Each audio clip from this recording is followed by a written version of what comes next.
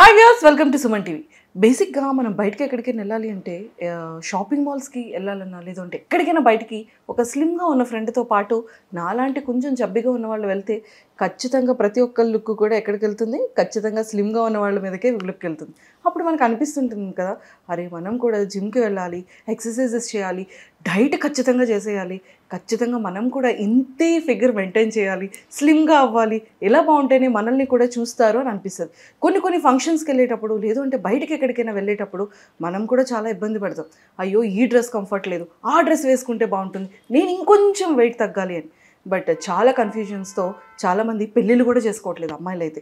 So ఇన్ని problems face చేస్తున్నారు. But ఇలాంటి వాటన్నిటికీ చెక్ పెట్టేయాలి అంటే ఖచ్చితంగా మనం వెయిట్ లాస్ అవ్వాలి. వెయిట్ లాస్ అవ్వాలి అంటే చాలా వరకు ప్రొసీజర్స్ వచ్చేసాయి, బట్ చాలా వరకు సర్జరీస్ కూడా వచ్చాయి. బట్ ఎలాంటి దానికి వెళ్తే మనం హెల్తీగా ఉంటుంది, ఎలాంటి సైడ్ ఎఫెక్ట్స్ లేకుండా ఉంటుంది, ఖచ్చితంగా మనం ఎలా వెయిట్ లాస్ అవ్వచ్చు, దాన్ని ఎలా మేనేజ్ చేసుకోవచ్చు అని తెలుసుకోవడానికి ఈరోజు నాతో పాటు శ్రీరూప్ హాస్పిటల్స్ నుంచి senior cosmetologist and cosmetic surgeon doctor G Rajasekhar గారు ఉన్నారు.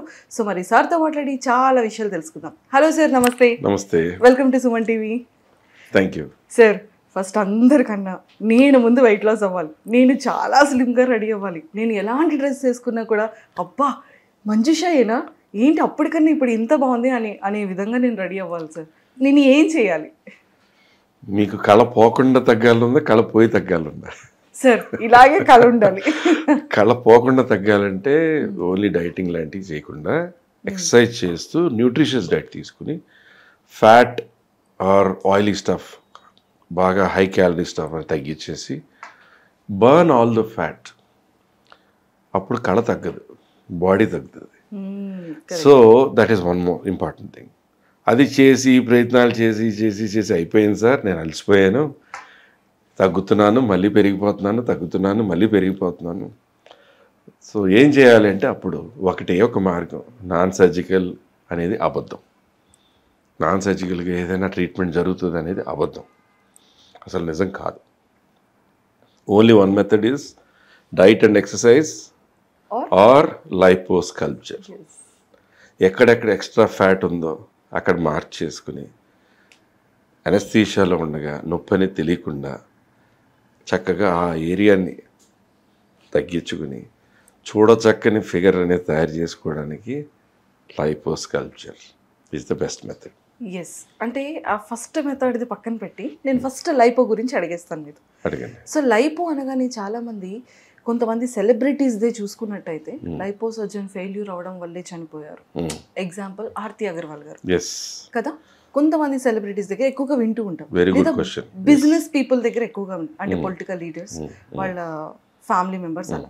అంటే లైపో సర్జన్ అనేది ఈ సర్జరీ అంటే ఎప్పుడైతే ఈ ఆపరేషన్ ఇలా అవుతుందో దానివల్ల ఎలాంటి ఎఫెక్ట్స్ ఉంటాయి, ఎందుకు అలా జరిగింది, అలా జరగకుండా ఉండాలి అంటే ఎలాంటి జాగ్రత్తలు తీసుకోవాలి? నా ఫస్ట్ ఆన్సర్, అప్పుడైతే ఆర్తి అగర్వాల్ ఇష్యూ వచ్చిందో అప్పుడు నేను TV5లో TV9లో లైవ్లో ఉన్నాను. నేను ఇప్పుడప్పుడు ఫైల్స్ తీసి చూస్తూ ఉంటుంది. నా ఫస్ట్ క్వశ్చన్ వాజ్, ఎవరు చెప్పారు లైపోసక్షన్ చనిపోయిందని? వాళ్ళ ఫ్యామిలీ మెంబర్స్ చెప్పారా? వాళ్ళ హస్బెండ్ చెప్పారా? ఎవరు చెప్పలా, న్యూస్లో వచ్చేసింది.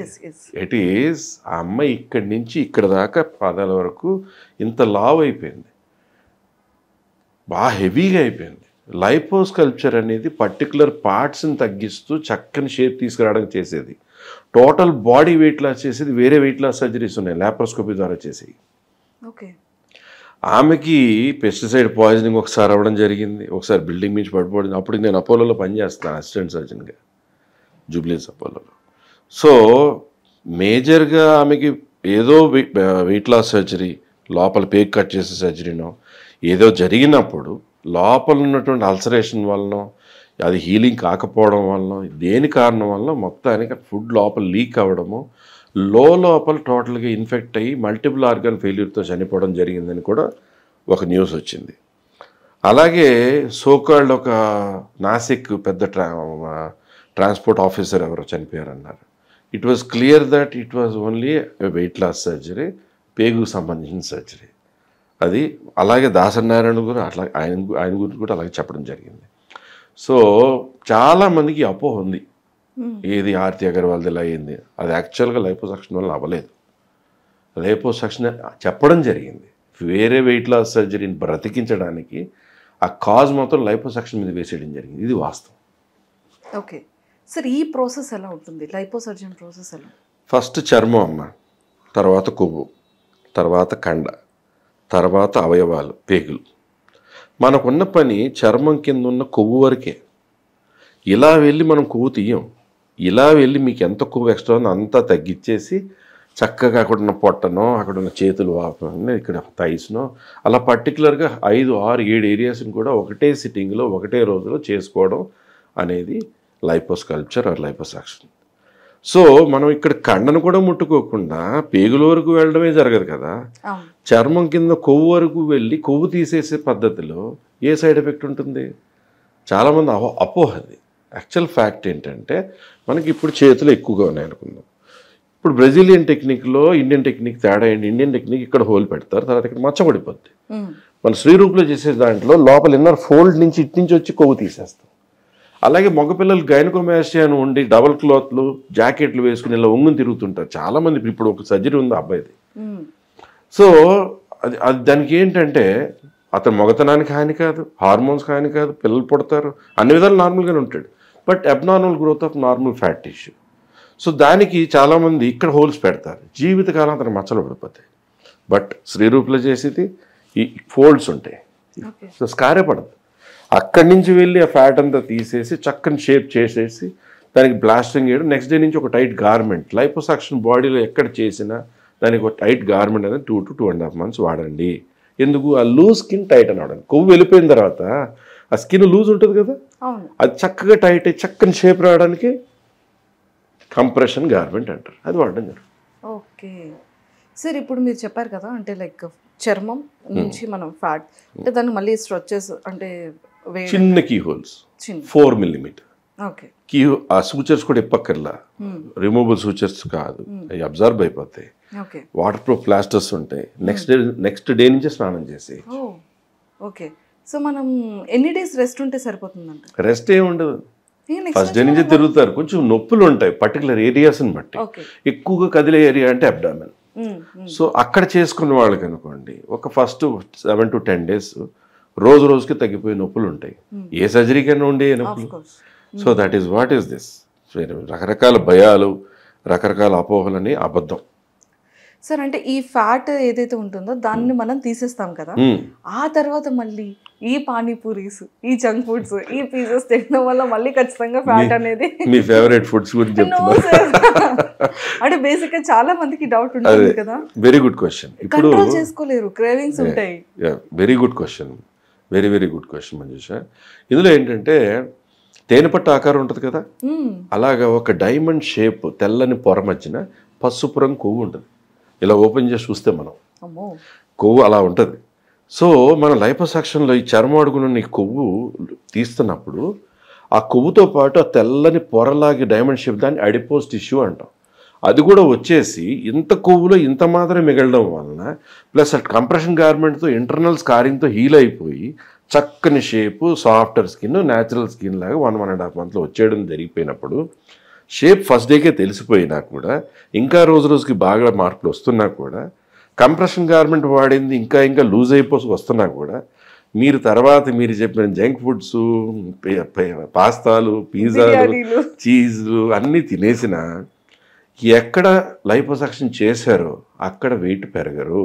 అక్కడ ఫ్యాట్ చేరడం చాలా సంవత్సరాలు పట్టచ్చు, చాలా కష్టంగా కొంచెం పట్టచ్చు. బట్ మీ బాడీలోకి వెళ్ళిన ఫ్యాట్ అంటే కొవ్వు ఎక్కడొకటి చేరడానికి ప్లేస్ చూసుకుంటుంది. మీరు ఎక్సర్సైజ్ చేస్తున్నారు, మెయింటైన్ చేసుకుంటున్నారు, చాలా చక్కగా రోజు రోజుకి ఇంకా బాగా తయారవుతారు. మెయింటైన్ చేయట్లేదు, సర్జరీ చేసిన చోట ఫ్యాట్ చేరకుండా ఎక్కడైతే సర్జరీ చెయ్యని ఏరియాస్ ఉన్నాయో అక్కడ చేరే అవకాశం ఉంది. ఎస్ సార్, ఎందుకంటే చాలా బెస్ట్ ఇది ఈ సర్జరీ అనేది. ఎందుకంటే చాలామందికి, చాలా బిజినెస్ పీపుల్ అనుకోవచ్చు, లేకపోతే మీడియా రంగం, సెలబ్రిటీస్, యాక్టర్స్, వాళ్ళకి ఒక టైం స్లీప్ ఉండదు, టైమ్లెస్ స్లీప్. అసలు ఫుడ్ ప్రాపర్ టైంకి ఉండదు. ఫుడ్ ప్రాపర్గా తినకపోవడం వల్ల కూడా వాళ్ళు వెయిట్ పెరిగిపోతూ ఉంటారు. దానివల్ల చాలా ప్రాబ్లమ్స్ వస్తాయి. అంటే ఒక టైం అనేది ప్రాపర్ లేకపోవడం, టైం స్లీప్ లేకపోవడం వల్ల ఏంటంటే చాలా వరకు మన బాడీలో చాలా డిసీజెస్ వచ్చేస్తాయి. అన్నిటికన్నా దీని మూల కారణం మీరు ఫ్యాట్ తగ్గాలి, ఎక్సర్సైజెస్ చేయాలి, ఈ ఫ్యాట్ ఉంటే ఇలానే ఉంటుంది అని ప్రతి ఒక్క హాస్పిటల్లో ప్రతి ఒక్క అందరూ డాక్టర్ చెప్పేదే. ఏ నాటి నుంచో చెప్పే మాటలే. ఈ సర్జరీ చేసుకోవడం వల్ల ఎలాంటి సైడ్ ఎఫెక్ట్స్ రావు అనడానికి రీజన్స్ ఏంటి? First of all selection of a surgeon, selection of a hospital, selection of a team which has perform thousands of surgeries but no side effect. అది ఫస్ట్ ఎన్నుకోవడం చూసుకోవాలి. ఎక్కడికి వెళ్తున్నా వాళ్ళకి సంబంధించిన గూగుల్లో వాళ్ళ మీద వచ్చే రేటింగ్ రివ్యూ చదవాలి. అందులో ఎక్కడో ఒకడ అపోనెంట్స్ కావాలని పెట్టించి 1, 2, 5 ఉంటే మంచిదే. అప్పుడు గుడ్ రివ్యూస్ ఏంటో చదువుతారు. గుడ్ రివ్యూస్ ఉండాలి. దాన్ని ఫాలో అయ్యి నాన్ సర్జికల్గా ఇలా చేస్తాం అలా చేస్తాం రకరకాల అడ్వర్టైజ్మెంట్ చేసి చాలా సంవత్సరాలుగా జరుగుతున్న కొన్ని సెంటర్స్ ఉన్నాయి. అన్నిటికీ ఇప్పుడు లేజర్ వచ్చేసింది. చూస్తే ఆ సెంటర్స్ నడిపే వాళ్ళకి సర్జరీ చేసింది నేనో నా కొలీగ్ అయి ఉంటాడు. సో వాళ్ళకి ఏమవుతుందంటే ట్రూత్ఫుల్గా చెప్పాలంటే dieting and exercise is the best method always, discipline method. అది చేసిన తర్వాత ఇంక మీ వల్ల కాదు అంటే దెన్ ఈస్ లైపోసక్షన్ చేసిన తర్వాత కూడా మెయింటైన్ చేసుకోవాలి. So that is the next method. Super sir, excellent. And one more question, అంటే లాస్ట్ క్వశ్చన్. ప్రతి ఒక్కరు ఈ లైపోసర్జరీ అనగానే ఖచ్చితంగా అమ్మో సెలబ్రిటీస్, పొలిటికల్ లీడర్స్ ఇలా ఎక్కువ ప్రైజింగ్, ఎక్కువ మనీ ఖర్చు పెడితేనే అవుతుంది, లేకపోతే మిడిల్ క్లాస్ పీపుల్ ఎవరు కూడా మనం వెయిట్ని తగ్గించుకోవాలన్నా చేయాలన్నా కూడా చేసుకోలేమేమో, ఏదైనా ఇది చాలా లగ్జరీగా ఉంటుందేమో కాస్ట్ కానీ ప్రైస్ కానీ అనుకుంటూ ఉంటారు. సో దీని గురించి ఏం సార్? ఒకటమ్మా, చిన్న సర్జరీ అయినా ప్రాపర్గా ఆపరేషన్ థియేటర్లో ప్రాపర్ ఫెసిలిటీతో సేఫ్గా experience surgeon, experience anaesthetist, experience టీమ్తో సర్జరీ చేసుకున్నామా, హాస్పిటల్లో నైట్ ఉన్నామా, పిలిచిన 2వ సెకండ్కి ఆ నర్సులు మనం చూసుకుంటున్నారా, దగ్గరుండి నడిపిస్తున్నారా, డాక్టర్స్ అబ్జర్వేషన్ చాలా బాగుందా, నెక్స్ట్ డే పొద్దున్న లేసామా, నడిచామా, గార్మెంట్ మార్చుకున్నామా, నడుచుకుంటూ కారెక్కి ఇంటికి వెళ్ళిపోయామా అనే సెంటర్ని చూసుకోవాలి. That is the most. శ్రీరూప్లో అదే జరుగుద్ది. శ్రీరూప్లో మీకు విషయం తెలుసా, మేము వీల్ చైర్ వాడి 12 సంవత్సరాలు. వీల్ చైర్ వాడి 12 సంవత్సరాలు అయింది. It's the fact.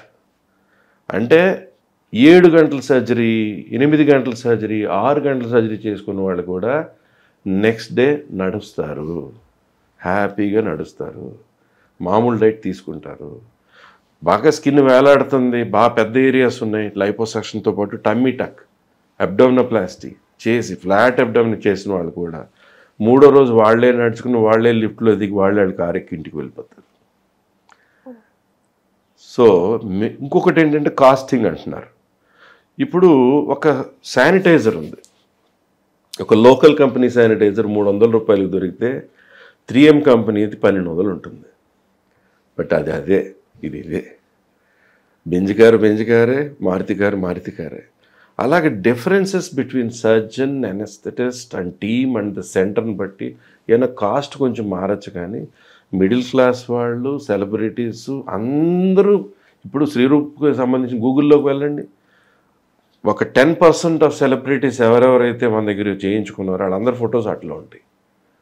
వాళ్ళ రంగులు, వాళ్ళ బాడీ షేప్లు, వాళ్ళ ఫేసెస్, లిప్స్ అన్నీ మార్చింది ఇక్కడే.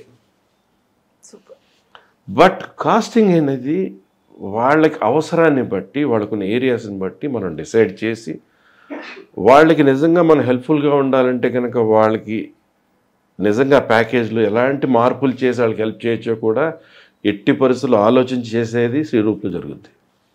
Super sir, excellent. Thank you so much. చూసారు కదా, అంటే ఈ సర్జన్ వల్ల మనకి ఎలాంటి సైడ్ ఎఫెక్ట్స్ ఉండదు. బట్ ఫస్ట్ మెథడ్ అయితే ఖచ్చితంగా మంచిగా diet and exercise. In case అది కాదు అంటే మన లాంటి వాళ్ళు చాలామంది ఉంటాం కదా, సో అలాంటి వాళ్ళు ఈ సర్జరీ చేసుకుంటే ఎలాంటి సైడ్ ఎఫెక్ట్స్ లేకుండా చాలా హెల్తీగా నెక్స్ట్ డే నుంచి మన వర్క్ మనం హ్యాపీగా చేసుకునే విధంగా ఉంటుంది. సో ఎలాంటి సైడ్ ఎఫెక్ట్స్ కూడా ఉండదు. సో మీరు కూడా మీ బాడీని ఒక మంచి షేపింగ్లో చేసుకోవాలంటే కనుక కింద స్క్రోల్ అవుతున్న కాంటాక్ట్ నెంబర్కి ఇప్పుడే కాంటాక్ట్ అవ్వండి. Thank you.